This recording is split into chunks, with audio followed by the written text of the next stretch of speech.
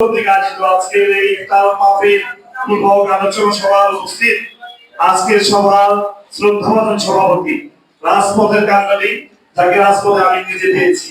দীর্ঘদিন যাবত আন্দোলন সংগ্রাম করেছেন আমাদের প্রিয় ভাই মোহাম্মদ আলী ভাই।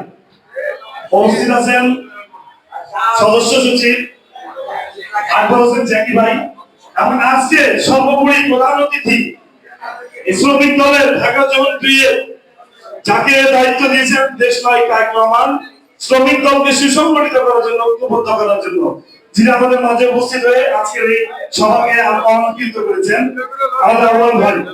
রাজপথের নেতা কিন্তু অনেক পরিশ্রম করেছে, অনেক কষ্ট করেছে, আজকে রাজপথে পরিশ্রম করে আজকে এই পর্যায়ে এসেছে।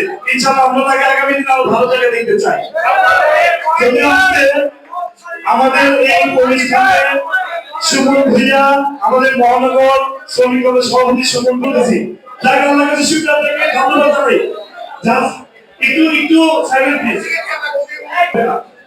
যাই হোক, ইফতার সময় হয়ে গেছে, আপনাদের আগে বলেন 3-5 মিনিট আছে, এই সময় বক্তব্য দেওয়ার কিছু নেই। শুধু আপনারা কি বলবো, দেশনায়ক তারেক রহমানের প্রত্যক্ষ তত্ত্বাবধানে ছাত্র জনতার গণঅভ্যুত্থান কিন্তু বাংলাদেশে সংগঠিত হয়েছে। দেশনায়ক তারেক রহমান কিন্তু সেই দীর্ঘদিন যাবত শেখ হাসিনা স্বৈরাচারের বিরুদ্ধে দীর্ঘ 18টি বছর লড়াই সংগ্রাম করে গিয়েছে। আচ্ছা, আপনারা কি বলতে পারেন, এই চ্যানেল প্লিজ,